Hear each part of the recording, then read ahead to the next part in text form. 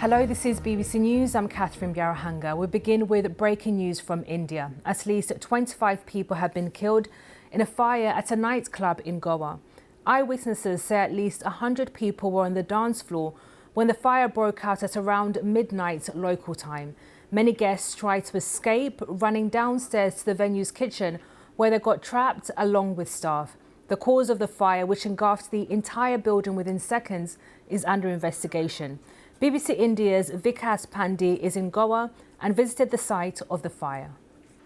This is Birch Club in Goa behind me, where a deadly fire broke out between 1 and 1:30 a.m. last night. Now, one eyewitness who was just outside on the road here told us that he heard a lot of screaming and shouting and people rushing out of the club. And when he reached the gate, he saw one of the buildings had turned into a complete fireball, and it was total mayhem after that.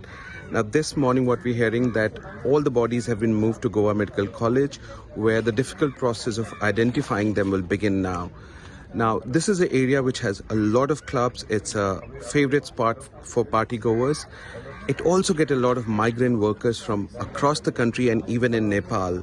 Now, that might make the identification process a bit difficult, but officials are telling us that is their next focus. Other than that, they're also trying to investigate the cause of the fire. Some reports have suggested that it was a gas cylinder blast, but nothing is confirmed. They've launched an inquiry and they're looking at a lot of different angles, including if the club had the right permissions to operate and if it had the right number of people that it could allow inside. All that is being investigated at the moment. Our correspondent in Delhi, Davina Gupta, gave us more detail about what happened.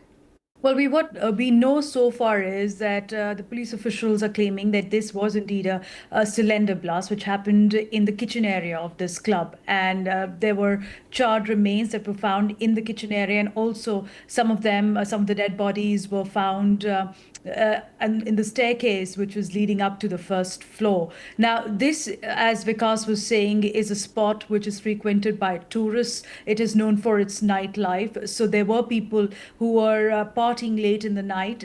This explosion happened around 1 to 1:30 a.m. local time.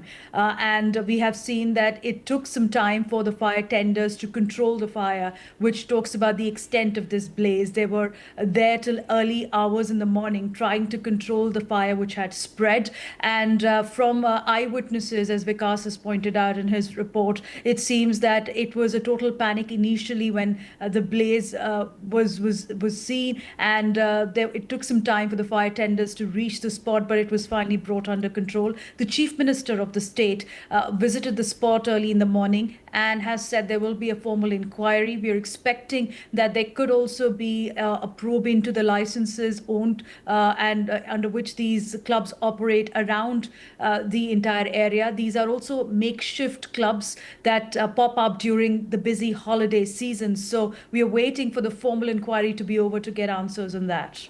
And Davina, the government authorities are talking about compensating the victims. What have they been saying? We're waiting for how much compensation would be given to these victims, because the identification also is a big task. For now, the death toll is at 25, and there are many who were injured. Some of them are in stable condition for now, but it will be very difficult for authorities to identify these bodies from the charred remains, which we believe are charred beyond recognition. So once that process is over, then there will be the next steps taken where the compensation could be given to these victims' families. For now, what we do know is that the entire place has been sealed around this club, and the inquiry continues. You mentioned the structures of these nightclubs. These are popular, especially with tourists. Just give us a sense of what this area is like.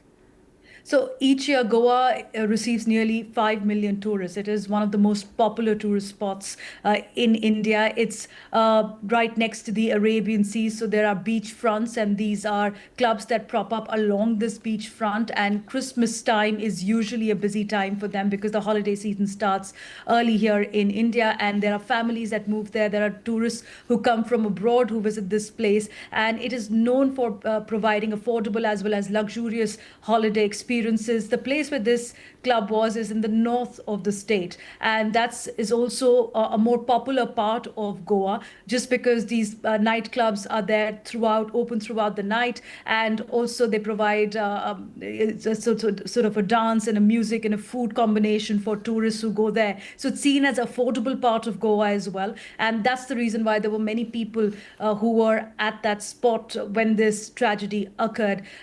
We do know that around this place there are a lot of these other nightclubs that prop up, and some of them have these makeshift models that they dismantle after the tourist season is over. So in that also there are a lot of permissions required, and as Vikas was pointing out, the inquiry will now figure out if all permissions were followed, if all safety checks were done to have such a crowd in that particular club when this tragedy happened. Davina Gupta reporting then. We'll continue to bring you the latest from Goa here on BBC News.